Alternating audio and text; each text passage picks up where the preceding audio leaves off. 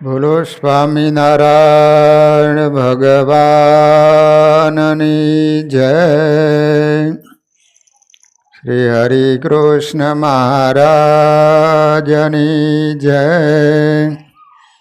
શ્રી નરનારાયણ દેવની, શ્રી લક્ષ્મીનારાયણ દેવની, શ્રી રેવતી બળદેવજી મહારાજની જય.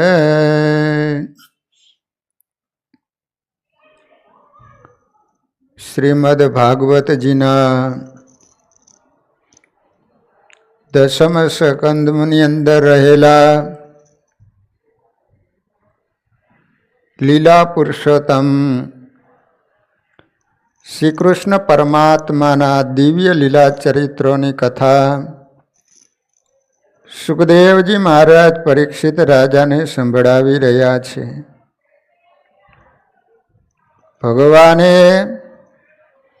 ગોકુળની અંદર અનેક પ્રકારની દિવ્ય લીલા ચરિત્રો કરી રહ્યા છે. ભગવાન માખણ લીલા કરી રહ્યા છે.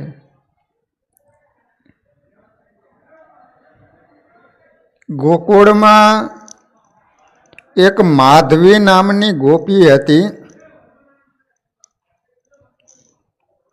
એના લગ્ન થયા પછી ઘણાક સમયથી ગોકુળમાં નિવાસ કરે છે. જ્યારે એના મા બાપે વડાવેલી ત્યારે ખૂબ સરસ કિંમતી એક વીંટી આપેલી માધવીને. એ જ્યારે ગલીમાં નીકળે ત્યારે સોનાની વીંટીને આંગળીમાં પહેરીને નીકળે. વટ અને અભિમાન એટલું બધું કે પોતે માને કે મારા જેવા ઘરેણા કોઈ ગોપીઓના ઘરમાં છે નહીં. બોલો, આને અભિમાન આવી ગયેલું કે મારી પાસે સોનાની જેવી વીંટી છે એવી ગોકુળમાં કોઈની પાસે વીંટી નથી. બધાને બતાવ્યા કરે. બહેનોને દાગીના બતાવવાનો બહુ શોખ હોય.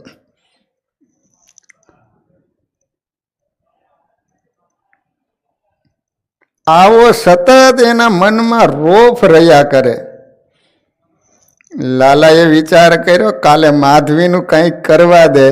જેને અભિમાન આવે ને, જેને ભગવાનનો આશ્રય હોય તો ભગવાન ગમે એ દ્વારે એનું અભિમાન ઉતારે. માણસના જીવનમાં જ્યારે અભિમાન આવે ત્યારે સમજી લેવાનું કે આપણી જીવનમાં પડતી થવાની.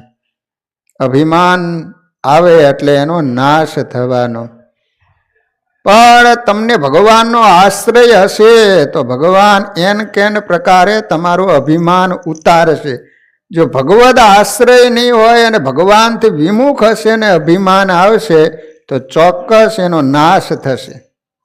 રાવણને અભિમાન આવ્યું તો નાશ થયો. દુર્યોધનને અભિમાન આવ્યું તો નાશ થયો. કંસને અભિમાન આવ્યું તો એનો પ્રભુએ નાશ કર્યો છે. ભગવાને વિચાર કર્યો કે માધવીને જે અભિમાન આવી ગયું છે એ મારે અભિમાન ઉતારવું છે.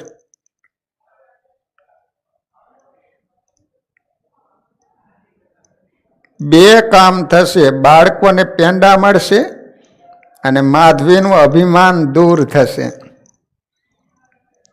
બરાબર લાલો 5 વાગે વહેલો જઈ ગયો. ઓપરેશન કરવું છે ને, 5 વાગે જઈ ગયો વહેલો કાનો. મૈયા તો ઘરકામમાં લઈ ગયા છે. ચૂપકીથી ચાલતા ચાલતા અંધારામાં માધવીને ઘેર જાય. એકાંત અને ઘનઘોર અંધારું હતું. વીજળીના સાધનો એ જમાનામાં હતા નહીં. ઘરમાં ઝીણો એવો દીવો બળે. શ્યામ સુંદર સ્વરૂપ છે. અંધારાની સાથે શ્યામ સ્વરૂપ મળી ગયું. કોઈ જોઈ શકતું નથી. લાલો ચૂપકીથી ઘરમાં પેસી ગયો. કારણ કે એ જમાનામાં આવી લાઇટની સુવિધા નહીં. કદાચ દીવો બળતો હોય, અંધારું હોય, સવારે 5 વાગે તો એમાં આ લાલો કાળો અંધારા ભેગું અંધારું મળી જાય, ખબર ન પડે ઘરમાં કોણ આવ્યું છે. તે કોઈને ખબર ન પડે એ રીતે ધીમેક લઈને માધવીના ઘરમાં ભગવાન ગયા. વિચાર કરે આ માધવીએ વીંટી ક્યાં મૂકી હશે, કેમ ખબર પડે? એવા સમયમાં માધવી રસોઈ કરવા રસોડામાં ગઈ. લાલો વિચારે આમાં વીંટીને લેવી કેવી રીતે? માધવીને વિચાર આવે મારે રસોઈ કરવાની છે, આ વીંટીને ઘડીભર કાઢીને મૂકી દઉં જેથી લોટમાં ખરાબ ન થાય. હા બહેનો, આ કથા સાંભળવા જેવી. ત્યારે રસોઈ બનાવે ને ત્યારે હાથમાં જેટલા દાગીના પહેર્યા હોય બધા કાઢી નાખવા જોઈએ, નકર લોટ એની અંદર ભરાય, પવિત્રતા ન રહે. એટલે બહેનોએ બરાબર સ્નાન કરી હાથ ધોઈ જેટલા હાથની અંદર વીંટી એવું બધું પહેર્યું હોય ને રસોઈ બનાવો ત્યારે કાઢી નાખવા જોઈએ. તો અમે આ માધવીને લોટ બાંધવો હતો એટલે આંગળીમાં ઓલી વીંટી પહેરેલી હતી. તેને વિચાર આવ્યો કે વીંટી બગડશે, માટે લાવો કાઢીને એક બાજુ મૂકી દઉં. ડાબલીમાં મૂકી, ડાબલી પોતાની પાછળના ભાગમાં મૂકે અને માથું નીચું રાખીને લોટ મંડી મહળવા. લાલો ધીરે ધીરે દિવાલની સાથે સરતો સરતો એની નજીક પહોંચ્યો અને ડાબલીને ઉઠાવી. ડાબલીને જ્યાં ઉઠાડવા જાય ત્યારે લાલો જે ભીતને અડીને ઊભો ત્યાં એક ભયંકર વીછી લાગેલો. લાલો વિચાર કરે આ ભારે કામ થઈ ગયું. ડાબલીનું ઢાંકણું ખોલી વીંટી બહાર કાઢી, વીછીને અંદર પૂરી, ડાબલીને માધવી પાછળ મૂકી જય સ્વામિનારાયણ કહી અને રવાના.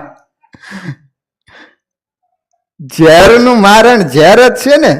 જો જેને સર્પ કરડ્યો હોય ને તો તમે ડૉક્ટરની પાસે જાઓ ને તો એને ઇન્જેક્શન દે. ઇન્જેક્શન શાનું હોય? ઝેરનું જ હોય. ઝેરનું મારણ ઝેર જ છે. ભગવાને વિચાર કર્યો કે આને અભિમાન નામનું ઝેર ચડી ગયું છે ને એ ઉતારવા માટે વીછી મૂકી દીધો.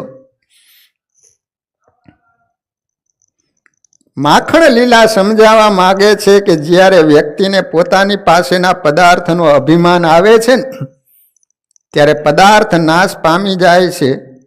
વીંટીમાંથી વીછી પેદા થઈ જાય એ સંપત્તિનું દુઃખનું કારણ બને છે. સંપત્તિના દંશનું ઝેર મરતા સુધી ઉતરતું નથી માણસને. ઓલું ઝેર તો તમે પીવો ને પછી એ ચડતું હોય, પણ આ સંપત્તિ પૈસાનું અભિમાન છે ને એ તો બેંકમાં પડ્યું હોય ને તો એનો ધરતીએ પગ ન અડે. બોલો, એનો નશો ચડે માણાને. બોલો તો પીવે ત્યાં નશો ચડે, આનો તો બેંકમાં પડ્યું હોય તો આને નશો ચડે. નારાયણ દોડતા દોડતા હલવાઈની દુકાને ગયા. ત્યાં જઈને કહે છે કે આ સોનાની વીંટી છે, મારા બધા બાલમિત્રો ધરાઈ રહી એટલે પેંડા આપો, પેંડા. પેલો દુકાનદાર ખુશ થઈ ગયો, કેવી સુંદર વીંટી.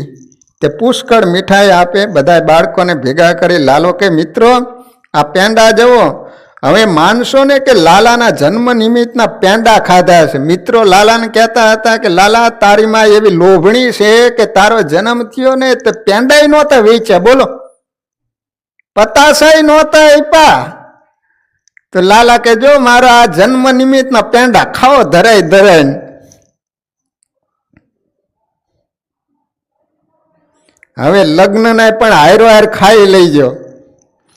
બાળકો બોલે લાલા આટલા બધા પેંડા ક્યાંથી લાયો? લાલો કે ક્યાંથી લાયો, કેમ લાયો, કોના લાવ્યા, એનું તમારે શું કામ છે? તમે તમારે પેટ ભરીને ખાઓ ને. બાળકો કહે કે લાલા પેંડા ખૂબ મીઠા છે. લાલો કહે અણહકનું મીઠું લાગે હો, પણ પેલી ગોપી મા પાસે જશે ને ત્યારે સમજણ પડશે કે પેંડામાં મીઠાશ કેવી હતી. આ બાજુ માધવી રસોઈ પૂરી થતા વિચાર કરે છે કે હાથ ધોઈને વીંટી પહેરી લઉં. અજવાળામાં આવી ડાબલી જુએ તો ખબર પડે, પણ વીંટી પહેરવાની ઉતાવળ બહુ, તેથી હાથ ધોઈને રસોડાની અંદર ઊભી ઊભી ડાબલી ઉગાડે. ખબર નથી કે મામો વીછી અંદર બેઠો છે. હાથ નાખવા જાય તો પેલો વીછી ક્યારનો મૂંઝાઈ ગયેલો એટલે સીધો આંગળીએ ચોઈટો. માધવીની રાડ ફાટી ગઈ. ડાબલી હાથમાંથી હેઠે પડી ગઈ. એની સાસુ દોડતી દોડતી આવી. માધવી બોલે માં માં માં મને વીછી કરડ્યો. ક્યાંથી કરડ્યો? તો કે આ ડાબલીમાંથી કરડ્યો. સાસુ બોલે ડાબલી ઉપર ઢાંકણું માર્યું હતું તો પછી વીછી આમાં કેવી રીતે? માધવી બોલે તમારી વાત સાચી, પણ પેલો લાલો અહીં આવી ગયો હોય અને વીટી લઈને વીછી પૂરી ગયો હોય એમ મને લાગે. ગોકુળમાં ગમે એ થાય તો લાલાનું જ નામ આવે. સુખદેવજી મહારાજ કહે છે કે પરીક્ષિત, માધવીની વેદનાનો કોઈ પાર નથી. એને બે વાતની પીડા થવા લાગી. એક તો વીટી ગઈ અને બીજી વીછી કરડ્યો એની. બંને પીડાથી ધ્રુજતી ધ્રુજતી માધવી યશોદાના ઘર તરફ રવાના થઈ. લાલો વિચાર કરે, માધવી મા પાસે પહોંચવા આવીશ માટે કંઈક નાટક કરું. લાલો દોડતો દોડતો આવી મૈયાની ગોદમાં બેસીને કહે, મૈયા મૈયા મૈયા, મને બહુ બીક લાગે છે. મૈયા કહે, કોની બીક લાગે છે? લાલો કહે, મૈયા આ ગામમાં માધવી નામની એક ગોપી છે, એના મગજના બધાય આટા ખલાસ થઈ ગયા છે. જેનામાં અભિમાન આવે ને એના વિવેકના આટા ખલાસ થઈ જાય. મૈયા એ પાગલ થઈ ગઈ છે. જેનામાંથી ભગવાનનું અનુસંધાન ગયું એ પાગલ જ કહેવાય. મૈયા કહે, લાલા તું ગભરાઈશ નહીં, તે અહીં આવશે તો હું સમજ પાડી દઈશ. લાલો માની ગોદમાં સંતાઈને બેસી ગયો. આ બાજુ માધવી ખીજાતી ખીજાતી યશોદાની સમીપે પહોંચી ગઈ. ભગવાન સ્વામિનારાયણના સંત કવિરાજ બ્રહ્માનંદ સ્વામીએ આ માખણ લીલાનું દ્રશ્ય સમાધિમાં જોયું. આથી માધવી અને મૈયા વચ્ચે વઢવેનું બ્રહ્માનંદ સ્વામીએ કીર્તન લખ્યું. માધવી મૈયાની પાસે જઈને રાવ કરે, સુન માત જશોદા ગોરી, તેરે લાલ અંગૂઠી ચોરી. યશોદાને કહીએ, મૈયા તારા લાલાએ મારી અંગૂઠીની ચોરી કરી, હવે હદ થાય. મૈયા બોલે, એ ક્યાંથી ચોરીને લઈ ગઈ? માધવી બોલે, અપને કરને ઘર મેં કરત રસોઈ, કાઢી ધરી એક ઠોરી, કહા જાનું કહા કર કે માઈ, નજર ચુરાઈ મોરી, તેરે લાલ અંગૂઠી ચોરી. હું રસોઈ બનાવતી, મને ખ્યાલ ન રહ્યો અને અચાનક આવીને ઉપાડીને લઈ ગયો. માં રસોઈ કરવાનો સમય હતો. વીટી ડાબલીમાં મૂકી, ડાબલી પાછળ મૂકી હતી તો ચૂપકીથી આવીને વીટી ઉઠાવી ગયો. માં વીટી લઈ ગયો એ તો ઠીક, પણ ડાબલીમાં વીછી પૂરી ગયો અને વીછી મને કરડી ગયો. હવે તમારે લાલાને કંઈક કહેવું જોઈએ. સાંભળીને માની આંખો બદલાઈ ગઈ. માધવીએ માના હૃદયમાં ઠસાવી દીધું છે કે લાલો વીટી ચોરી ગયો છે. લાલો વિચાર કરે, આ માધવીને ખબર નહીં હોય કે લાલો મારા માથાનો છે. મૈયા બોલે છે, લાલા સાંભળ, આ શું કહે છે? લાલો કહે, પણ મને કંઈ ખબર નથી. મૈયા કહે, હવે મને ખબર પડે છે કે તું છોકરાઓને શા માટે ભેગા કરે. જો આ માધવી રાવ કરે છે કે લાલો વીટી ચોરી ગયો, બતાવ વીટી ક્યાં છે? લાલો કે, માં વીટી કેવી હોય? ખાઈએ તો ગળી લાગે, મોડી લાગે, મને તો કોઈ દિવસ તું ખાવા આપતી જ નથી. મૈયા હસવા લાગી, કહે છે કે જો માધવી, લાલાને તો વીટી કોઈ દિવસ ભાડી નથી. વીટી ખવાય કે પહેરાય એ એને ખબર નથી. લાલો મૈયાને કહીએ, મૈયા મેં નહીં લી નહીં અંગૂઠી, એ બોલત ગ્વાલન જૂઠી. મેં વીટી લીધી નથી, એ માધવી હાવ ખોટી છે. મૈયા મેં નહીં લી નહીં અંગૂઠી, મેં અંગૂઠી લીધી નથી. મને ખબર નથી કે અંગૂઠી નામનો પદાર્થ શું કહેવાતો હશે. મૈયા બોલે છે, પણ લાલા, ગોપી કહે છે કે રસોઈ કરવા બેઠી હતી ત્યારે લાલો લઈ ગયો. લાલો કહે છે કે માં કોઈની ચોરી થાય તો હું કાંઈ થોડો ચોરવા જાઉં છું. કુન જાને કુન લઈ ગયો, ઊંઘત ઉઠી. મને શું ખબર પડે કે એના ઘરમાંથી કોણ લઈ ગયું હોય છે? મૈયા એના ઘરની વસ્તુ ચોરાય તો મને થોડોક ચોકીદારનો પગાર આપે છે કે હું ધ્યાન રાખું? કોણ લઈ જાય, કોણ ઢોળી જાય? બસ આ લોકોને તો મારું નામ જ આવડે. મૈયા મને એ શણગારમાં પીતાંબર પહેરાયું નથી, નહીં તો એના નેફામાં સંતાડી દો. મને કંદોરા સિવાય કાંઈ પહેરાયું નથી. મારી પાસે હંતાડવા જેવું કોઈ સાધન નથી. તું મારી વાત સાચી ન માનતી હોય તો મારા બંને હાથ જોઈ લે, મારું મોઢું જોઈ લે. એને ખાઈ થોડોક ગયો હોય. માં તું જાણે છે કે આ ગોપીને બહુ પાવર છે. મનમાં વિચાર કરે છે કે માની પાસે રાવ કરવા આવી પણ સપૂચી સાડી ન ખેંચી લઉં તો મારું નામ લાલો નહીં. કોઈ દિવસ દરવાજામાં પેસે નહીં એવું કરી દઉં. લાલો બોલે છે કે માં, આ સારે ગામની બીજી ગોપીઓ બહુ ડાયી છે, પણ આ માધવી છે ને એ જ માથાની ફરેલ છે. તું જાણે છે માં, જોબન ધનનો જોર જણાવત રહત હે નિષદીન રૂઠી, છોટે દેખી દરાવત મોકો દેવત ગાઢ અપૂઠી, મૈયા મેં નહીં લીન અંગૂઠી. માં, એને જુવાની આવી છે ને એનો એને બહુ પાવર છે, અને જ્યારે વીંટી પહેરે ને ત્યારે પાવર છલકાતો જાય. માં, એ બંને પાવર ભેગા થાય છે ને એટલે એની બુદ્ધિનો ફ્યુઝ ઉડી જાય છે. પછી બાળકો રમતા હોય તો એની સામું પણ ન જુએ. ઘણીવાર બાળકો અથડાઈને પડી જાય તો એ ઊભી ન કરે. માં, તને ખ્યાલ છે, કાલે હું ગલીમાં રમતો હતો અને પાવરમાં જતી હતી, મારું ધ્યાન ન રહ્યું એટલે અથડાઈ પડ્યો, ગોઠણ છોલાઈ ગયો, પણ મને ઊભો ન કર્યો અને ઉપરથી તો એવી ગાળ દીધી કે મૈયા તારી ત્રીજી પેઢીને અસર કરે. મૈયા બોલે છે કે લાલા, આ ગોપી આવી છે? લાલો બોલે હા માં, હાવ સાચી વાત. લાલા એ ગોપીના બંને બાળકોનું રૂપ લીધું. આગળ મોટો બાળક, પાછળ નાનો બાળક રડે. પોતાના બંને બાળકોને આવતા જોઈને માધવી દરવાજા તરફ હટી નાના બાળકને કાંખમાં લઈ છાનો રાખતી યશોદા પાસે આવે. માધવી બાળકને છાનો રાખતા કહે, તું રડે છે કેમ? રડતો બાળક બોલે, તે મોટા ભાઈને વીંટી આપી એવી વીંટી તું મને આપ, મને જો વીંટી નહીં આપે તો હું ખાવાનો નથી. લાલો બોલે, જોઈ લે માં, આને કહી દે કે હવે કોઈ દિવસ આપણી ખડકીમાં આવે નહીં.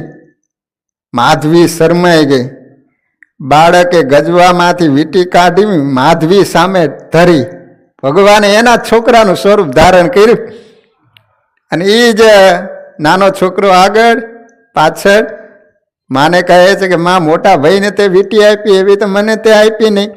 લાલો કહે છે કે માં જો, એના છોકરાએ જ વીંટી લીધી ને ખોટે ખોટું મારું નામ આપે.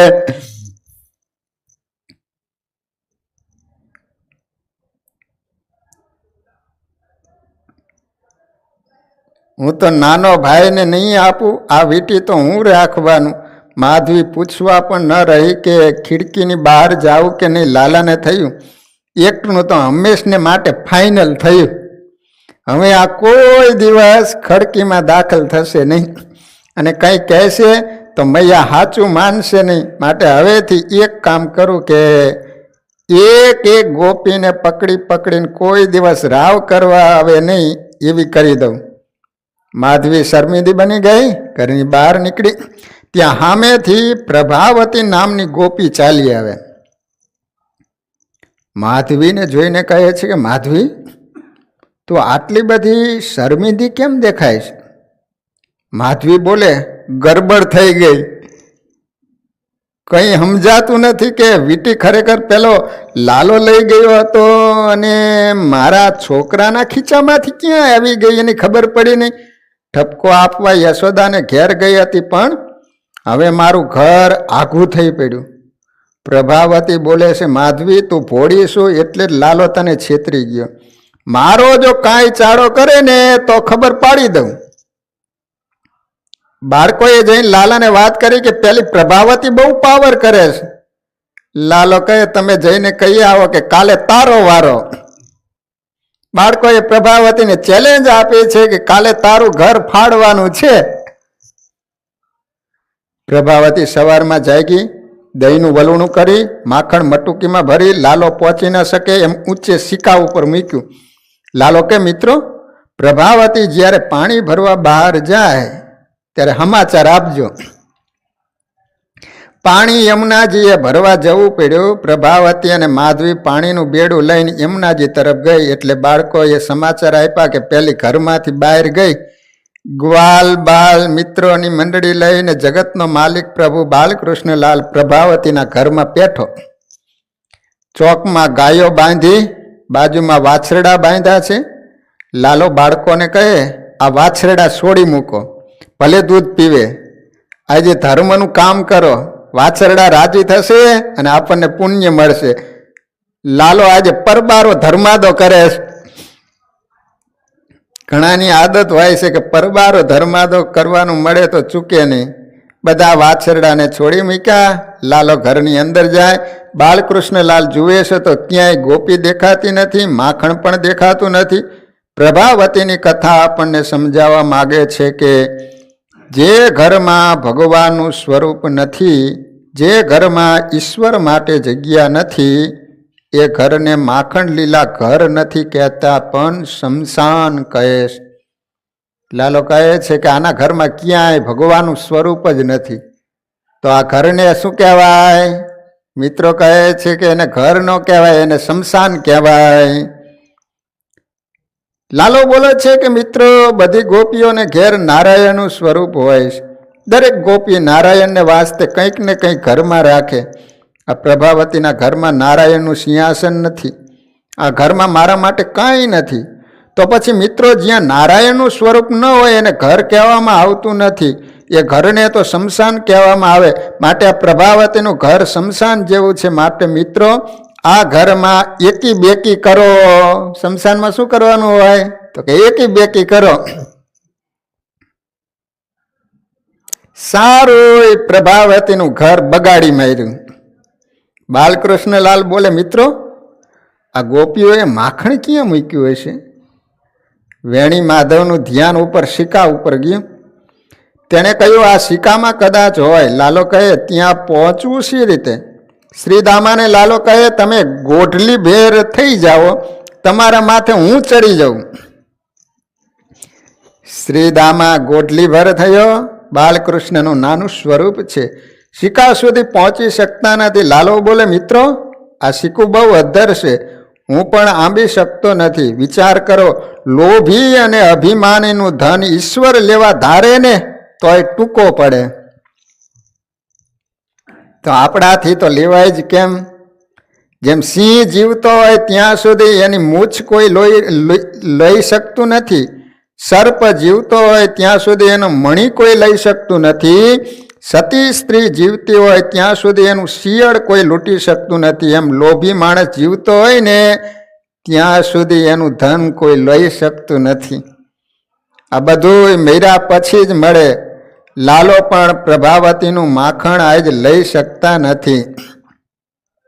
વેણી માધવે લાકડી લઈને લાલાના હાથમાં આપી. કહે છે કે લાલા, ફેરવીને બે નાખ એટલે હમણાં આવે મટુકી હેઠી. લાલાએ લાકડીનો પ્રહાર કર્યો, મટુકી ફૂટી ગઈ, માખણ નીચે ઢોળાયું. મિત્રો બોલે, લાલા, હવે જલ્દીથી ખાઈ લે, પછી બાળકોને આપી દે, મોડું થશે ને તો પ્રભાવતી આવી જશે. લાલો બોલે, આ ઘરનું માખણ ખાઈશું નહીં, આ લોભી અને અભિમાનીના ઘરનું માખણ હશે. હું અભિમાનીનું કોઈ દિવસ ખાતો નથી. જેના જીવનમાં અભિમાન હશે એ કદાચ 56 ભોગ ધરાવે ને તોય ભગવાન અડશે નહીં. વિદુર જેવા પ્યારા ભક્તો હશે, વિદુર જેવો પ્રેમ હશે તો કદાચ કેળાની છાલ આપશે ને તોય પરમાત્મા આરોગશે. બાળકોને નારાયણે ખાવાની ના પાડી. અભિમાનીનું ખાશો તો મિત્રો તમારી બુદ્ધિ બગડશે. બાળકોને હજુ સમજાવે છે. ત્યાં પેલી પ્રભાવતી પાણીની હેલ માથે લઈને ગલીમાંથી ચાલી આવે. બાળકો બોલે, લાલા ભાઈ, જો પેલી પૂરપાટ દોડી આવે છે. બાળકો એક પછી એક ઘરમાંથી નીકળ્યા. સૌથી પાછળ લાલો રહ્યો. દરેક બાળકો નાસી છૂટ્યા. લાલો નીકળવા જાય ત્યાં પ્રભાવતી પાણીની હેલ પાણીયારે નહીં મૂકતા ઓસરીની કોર ઉપર મૂકીને છલાંગ મારીને ઓસરી ઉપર ચડી ગઈ. લાલો જેવો બારણાની બહાર નીકળે ત્યાં બારણા આડા હાથ ધર્યા. જગતનો માલિક દેવ હપડાયો. લાલાનું કાંડું થોભ્યું. લાલો બોલે, મને તું છોડી દે, છોડી દે, હવે કોઈ દિવસ તારે ઘર નહીં આવું. પ્રભાવતી કહે, આવો ભય હતો તો ઘરમાં આવ્યો શા માટે? ત્યાં ગોપીનો બાળક રડતો રડતો આવીને કે, માં, આ લાલાએ છોકરાઓને લઈ ઘરમાં આવીને આપણું ઘર બગાડી માર્યું છે. મેં આવીને કહ્યું કે માને કહી દઈશ તો મને ચૂંટિયા ભર્યા, અને કહ્યું કે મારું નામ લઈશ તો માયરા વૈરા નહીં મૂકું. પ્રભાવતીના ક્રોધનો પાર રહ્યો નહીં. કહે છે કે લાલા, આજે તો તને મૈયાની પાસે લઈ જવાની અને સોટીએ સોટે માર ખવડાવવાની છું. યાદ રાખજે કે મારા જેવી આ ગોકુળમાં બીજી કોઈ તને નહીં મળી હોય. આજ પિટાઈ કરાવવાની. બાળકો વિચાર કરે, મંડળનો કોઈ સભ્ય પકડાયો હોત તો સારું હતું. આ તો મંડળનો પ્રમુખ પકડાયો. મૈયા રિમાન્ડ ઉપર લેશે તો આપણો બધાયનો વારો પડી જવાનો. બાળકો બોલે છે, પ્રભાવતી તું લાલાને છોડી દે, એના બદલે અમને કોઈને પકડી લે. પ્રભાવતી બોલે, આજે તો હું લાલાને માર્યા વગર મૂકવાની નથી. પ્રભાવતીએ કાંડું બરાબર કચકચાવીને ઝાલ્યું જેથી છટકી ન જાય. લાલો વિચાર કરે, આને પણ માધવી જેવો પાઠ ભણાવવો પડશે. ચાલતા ચાલતા નંદજીના દ્વાર નજીક પહોંચ્યા. ત્યાં સામેથી પ્રભાવતીનો સસરો ચાલ્યો આવે. જૂના જમાનામાં લાજ કાઢવી પડતી.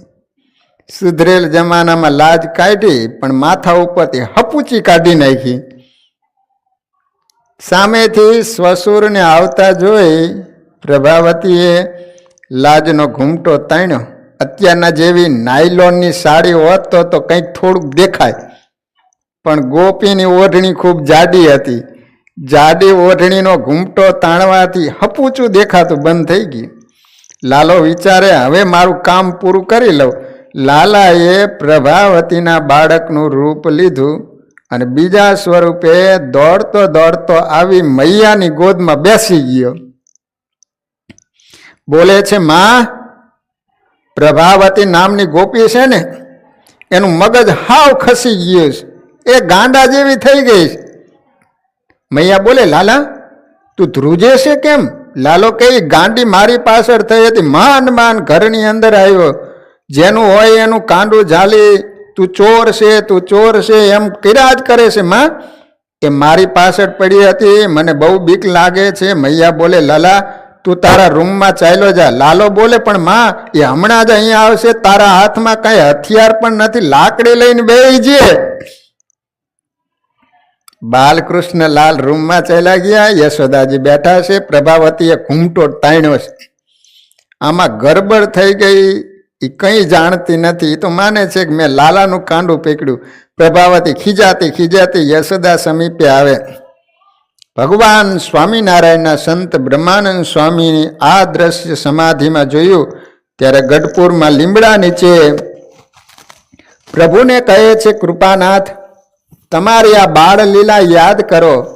પ્રભુ બોલે છે, તમે જ યાદ કરાવો જેથી મને મારો ભૂતકાળ યાદ આવે. બ્રહ્માનંદ સ્વામી યાદ કરાવતા કહે, પ્રભુ, પેલી પ્રભાવતી મૈયાની પાસે આવી અને યશોદાને ધમકાવીને કહે, અમે કહો ને વ્રજમાં કેમ રહીએ, મૈયા રે તારો લાલ યટારો. રાત દિવસ મારી કેડે પડ્યો છે, કેટલુંક આવીને કહીએ, મૈયા રે તારો લાલ યટારો. ચોરી કરે મારા ઘરડામાં છાની, દાડીના દુઃખ કેમ સહીએ, મૈયા રે તારો લાલ યટારો. ખેલ કરે જમુનાજીને આરે, આવી બાજે મારે મૈયે, મૈયા રે તારો લાલ યટારો. બ્રહ્માનંદ કહે, ગોકુળ મેલી કહો તો મથુરા જઈએ, મૈયા રે તારો લાલ યટારો.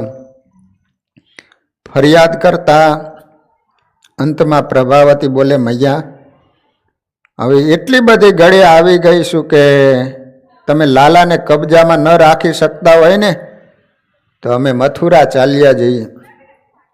મૈયા બોલે છે, પ્રભાવતી, તું એકી શ્વાસે મંડી પડી છે, મારી વાત તો સાંભળતી નથી, એક ધારી બોલ બોલ કર્યા કરે છે.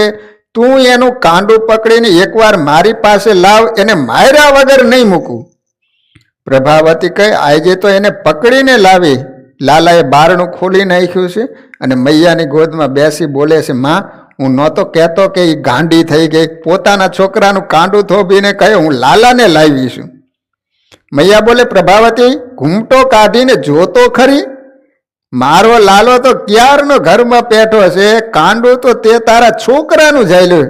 લાલો કે માં એને કહી દે કે કોઈ દિવસ હવે આ ઘરમાં આવે નહીં, ખોટે ખોટો મારો વાંક કાઢવા આવી.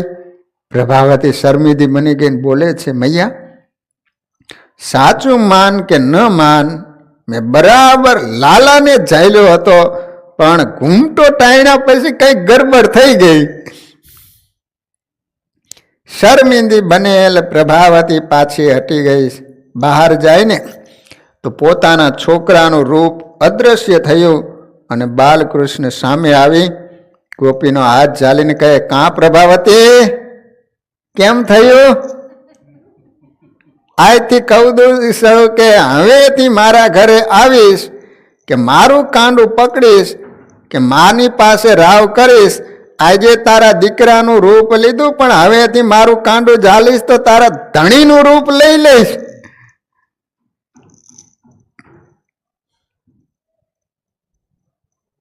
પરમાનંદ થયો છે.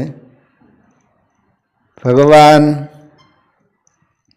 આ રીતે ગોકુળની અંદર જેને અભિમાન આવ્યા હતા એના અભિમાન ઉતાર્યા છે, અને એન કેન પ્રકારે ભગવાનને ગોપીઓ પ્રત્યે કઈ રીતે પ્રેમ વધે, કઈ રીતે મન પ્રભુના સ્વરૂપમાં રહે, એટલા માટે ગોપી એન કેન પ્રકારે ભગવાનના દર્શન કરવા માટે યશોદાને ત્યાં આવે છે.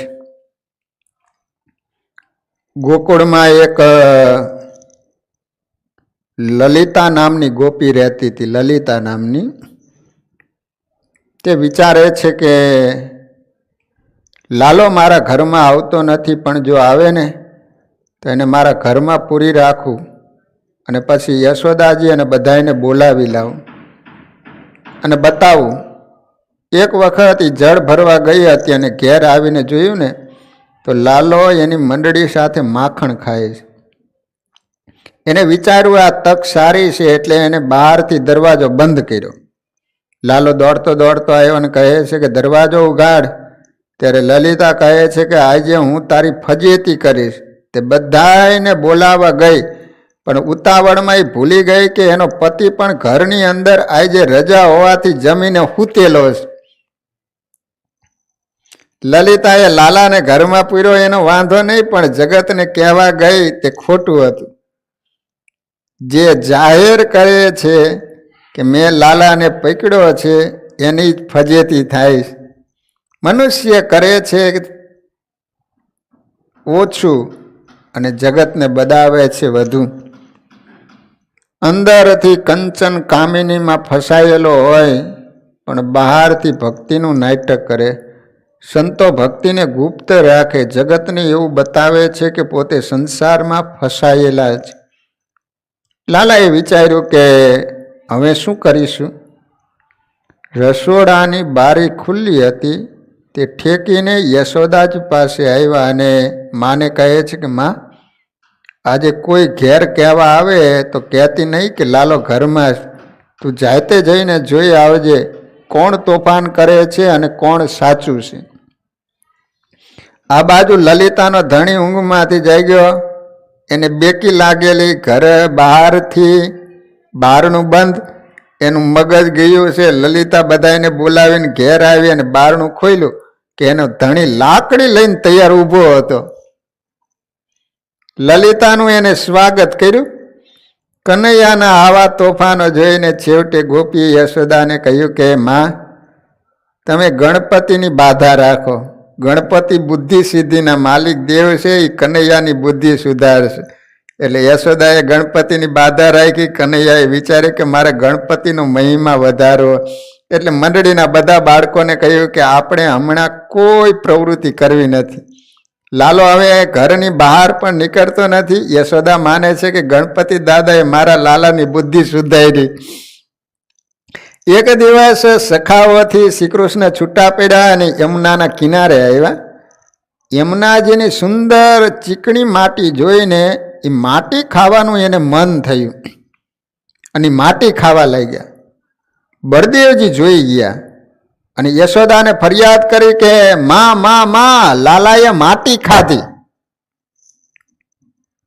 કૃષ્ણ કહે છે કે માં આ બધા જૂઠું કહે છે, મેં માટી ખાધી નથી.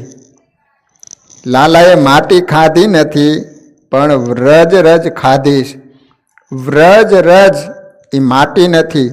જેમ ગંગાજી પાણી નથી કે તુલસી ઝાડ નથી, એટલે લાલાએ ખોટું કહ્યું નથી. યશોદાજી કહે છે કે મોઢું ખોલીને બતાવ.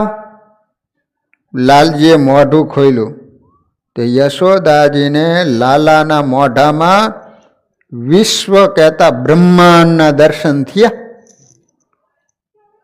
લાલાએ ફરી યોગ માયાને આજ્ઞા કરી, જેથી યશોદાને કૃષ્ણના સાચા સ્વરૂપનું ભાન થતું નથી અને એમનો પુત્ર સ્નેહ કાયમ રહે. લાલાએ ફરી એકવાર પોતાનું ઐશ્વર્ય છુપાયું છે. શ્રી કૃષ્ણે માટી કેમ ખાધી? તો કહે છે કે પૂતનાએ અનેક બાળકોને મારેલા. પૂતનાના વધ સમયે તે અનેક બાળકો એના સ્તનપાનને લીધે કૃષ્ણના પેટમાં આવેલા. અવિદ્યા પૂતનાના સંસર્ગમાં આવેલા જીવોનો ઉદ્ધાર સંતની ચરણરજ વગર થતો નથી. ગોકુલમાં અનેક ઋષિઓ ગાયો થઈને આવેલા. શ્રી કૃષ્ણ વિચાર્યું કે જો આ ઋષિઓના ચરણની રજ હું પેટમાં ઉતારું તો મારા ઉદરમાંના જીવોનો ઉદ્ધાર થશે. એટલે જીવોનો ઉદ્ધાર કરવા એને માટી ખાધી. લો, એટલે પૂતનાએ જેટલા બાળકોને મારી નાખ્યા હતા ને, ભગવાને એનું સ્તનપાન કર્યું ને, એટલે બધા જ બાળકો ભગવાનના ઉદરમાં આવી ગયા. ભગવાને વિચાર કર્યો કે બધા બાળકોનો ઉદ્ધાર કરવો હોય તો શું કરવો પડે? તો બધાએ ઋષિઓની સંતની ચરણ રજ મારા પેટમાં જાય તો બધાનો ઉદ્ધાર થાય. એટલે ભગવાને માટી ખાધી. ભાગવતની કથા મરતા પહેલા મનુષ્યને મુક્તિ આપે છે. ભાગવત શાસ્ત્ર એવું નથી કે મર્યા પછી મુક્તિ આપે. મર્યા પછી મુક્તિ મળી છે એનું પ્રમાણ સાબિતી શું? જેને મુક્તિ મળી ગઈ છે એ કંઈ કહેવા આવતો નથી કે એને મુક્તિ મળી છે. તેથી મહાપુરુષો ભાગવતની આ મર્યા પહેલાંની મુક્તિ એ જીવન મુક્તિ કહે છે. શરીર અને ઇન્દ્રિયોની હયાતીમાં જ મુક્તિ મળે એને જીવન મુક્તિ કહે. જેને મર્યા પછી મુક્તિ મળે એને કૈવલ્ય મુક્તિ કહે છે. વ્રજવાસીઓને જીવન મુક્તિ મળી છે. વ્રજવાસીઓને પરમાનંદમાં તરબોળ થયા છે. જ્ઞાની પુરુષોની અંદર સંસાર રહેતો નથી. કમળ જેમ પાણીથી અલિપ્ત રહે છે તેમ સંસારથી અલિપ્ત રહે છે. નાવડી રહે છે જળમાં, પણ જો નાવડીની અંદર પાણી આવે ને તો એ નૌકા ડૂબે. તેમ જ્ઞાની પુરુષો સંસારમાં રહે છે પણ સાવધ રહે. બહારનો સંસાર મનમાં અંદર આવે નહીં. સંસારી બાધક નથી, પણ વિષયોનું ચિંતન કરતા એના પ્રત્યે જે આસક્તિ ઉત્પન્ન થાય છે ને તે બાધક થાય છે. સંસાર સુખ આપે છે એવી કલ્પના માત્ર બાધક થાય છે. એટલે જ્ઞાની પુરુષો શરીરને આવશ્યક વસ્તુનો સ્વીકાર કરે, પણ સંસાર સુખ એ સાચું સુખ નથી, પણ એ કેવળ ભાસ માત્ર છે એવું સતત ધ્યાન રાખે છે. સંસારનું સુખ કેવું છે? ઝાંઝવાના પાણી જેવું. ઉનાળાના સમયમાં તમે રસ્તા ઉપર ચાલ્યા જતા હોય ને તો આમ દૂર નજર કરો ને તો તમને એમ લાગે કે સરોવર ભર્યું છે પાણીનું, પણ તમે અહીંયા જાઓ ને તો પાણી ન હોય, માત્ર ભાસ થાય, હોય નહીં છતાંય પણ દેખાય. એમાં સંસારની અંદર સુખ નથી, પણ આભાસ માત્ર ભાસ થાય છે. જગત રહેવાનું, જગતના વિષયો રહેવાના, શરીર રહેવાનું, મન પણ રહેવાનું. એટલે મહાત્માઓ કહે છે કે જગતને છોડીને ક્યાં જશો? જગતમાં રહો, પણ જગતને ભગવત દ્રષ્ટિથી જુઓ. પણ અજ્ઞાનીઓ જગતને ભોગ દ્રષ્ટિથી જુએ છે. જ્ઞાની અને અજ્ઞાનીમાં આટલો જ ફરક. જ્ઞાની ભગવદમય દ્રષ્ટિથી જુએ છે અને અજ્ઞાની છે એ ભોગ દ્રષ્ટિથી જુએ છે. લૌકિક જગતના નામ રૂપમાં આસક્તિ એ માયા અને ભગવાનના નામ રૂપમાં આસક્તિ એનું નામ કહેવામાં આવે છે ભક્તિ. જગતમાં ભગવદ ભાવના રાખ્યા વગર ભક્તિ માર્ગમાં સિદ્ધિ મળતી નથી. 10મ સ્કંદમાં નિરોધ લીલાશ, સંસારના સર્વ વિષયોમાંથી મન હટી જાય અને મન ઈશ્વરમાં મળી જાય તો મુક્તિ છે. વિષય સુખ ભોગવ્યા પછી વિષય સુખ પ્રત્યે મનમાં ક્ષણિક ગુણા કે વૈરાગ્ય આવે છે, પણ એ વૈરાગ્ય ટકતો નથી. આવો વૈરાગ્ય જો કાયમ માટે ટકી જાય ને તો બેડો પાર થઈ જાય. મનુષ્યના મનમાં ક્ષણિક વૈરાગ્ય આવે, પણ માયા એવી છે ને કે વૈરાગને ટકવા દેતી નથી.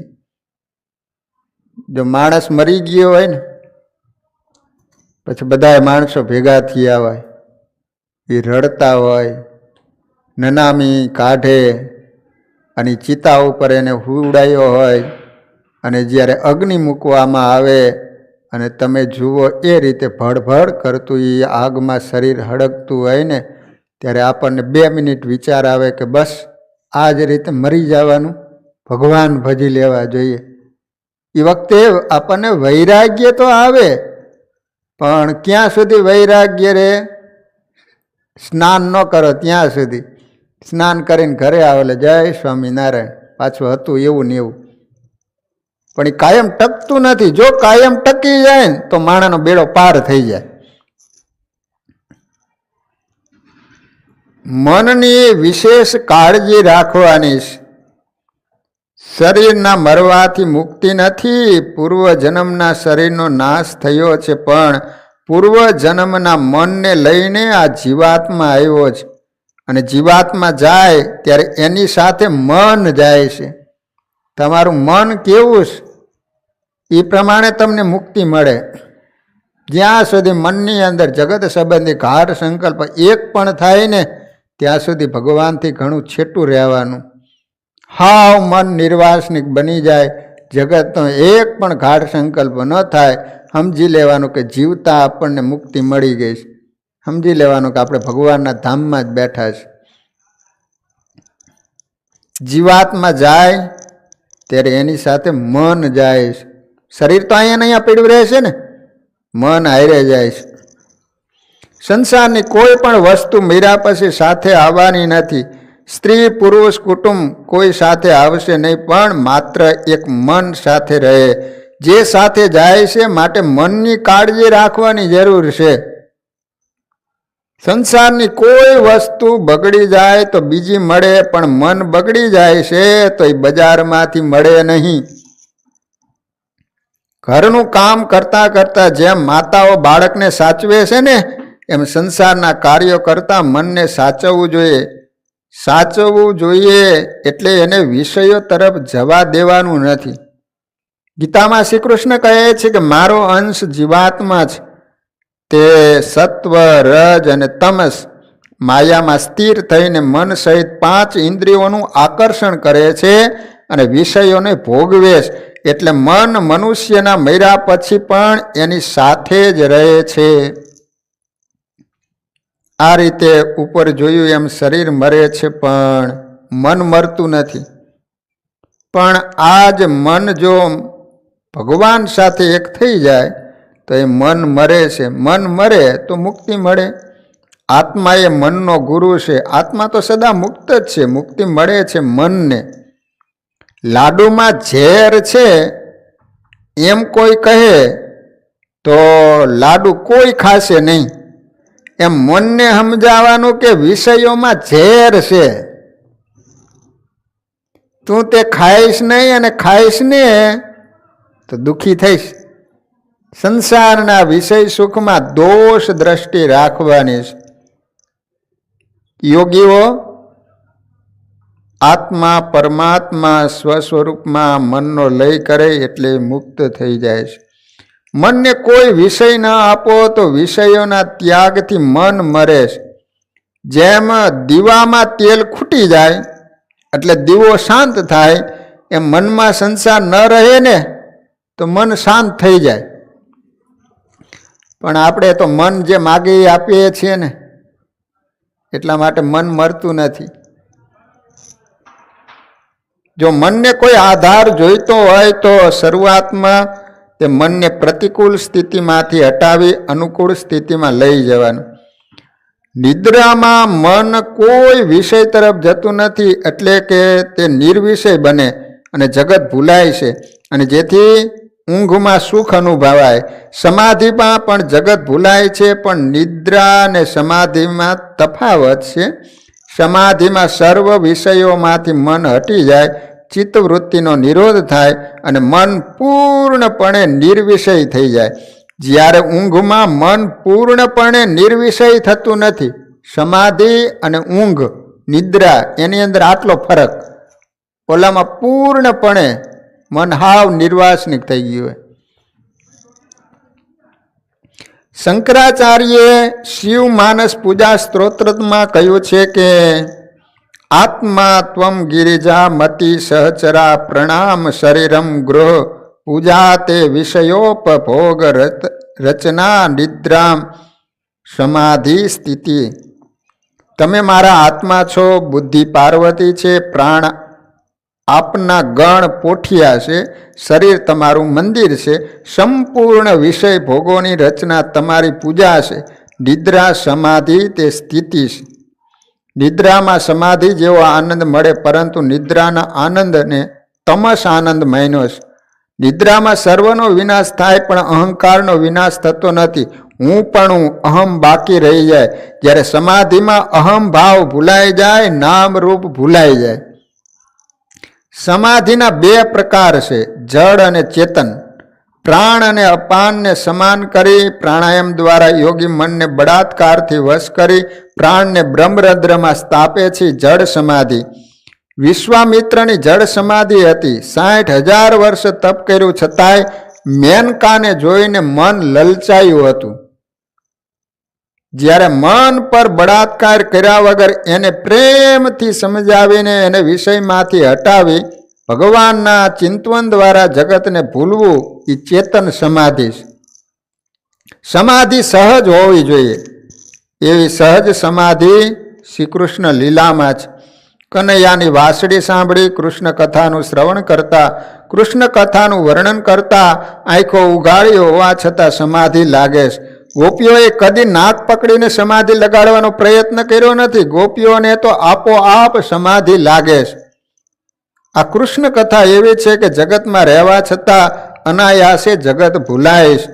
7 દિવસમાં મુક્તિ આપનારા દિવ્ય ગ્રંથ છે. ભાગવત કથાના શ્રવણથી પરીક્ષિત રાજા 7 દિવસમાં જગત ભૂલી અને શ્રી કૃષ્ણમાં તન્મય થયા છે. આ રીતે ભાગવતજીના 10મ સ્કંદની અંદર ભગવાનના અનેક દિવ્ય લીલા ચરિત્રો ગોકુળની અંદર કરેલા, તેનું આપણે શ્રવણ કરી રહ્યા છીએ. વાલા ભક્તજનો, શનિ અને રવિવાર 2 દિવસ સુધી બહેનો અન્નકૂટ બનાવવાની સેવા માટે આજે પણ ઘણા બધા બહેનો આવ્યા છે.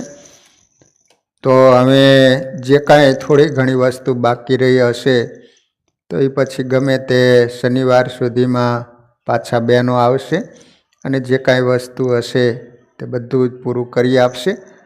ખરેખર 2 દિવસ બધા બહેનોએ ખૂબ સારી એવી સેવા કરી. ભગવાન આવું ને આવું બહેનોને સેવા કરવાનું બળ આપે એવી ભગવાનના ચરણોમાં પ્રાર્થના. વાલા ભક્તજનો, હવે તો જોત જોતામાં દિવાળી આવી જશે, એટલે બધા જ ભક્તજનો અત્યારથી સેટિંગ કરીને રાખજો કે આપણે શનિ અને રવિવાર 2 દિવસ અવશ્ય ભગવાનના દર્શન કરવા માટે મંદિરે જશું. એમાં ખાસ દિવાળીના દિવસે 15 તારીખે અન્નકૂટ ભગવાનને પૂરવામાં આવશે. તો ખાસ તે દિવસે, દિવાળીના દિવસે તો અચૂક ફેમિલી સાથે કોઈ પણ સત્સંગીનું ઘર, દીકરા દીકરીઓ, નાના બાળકો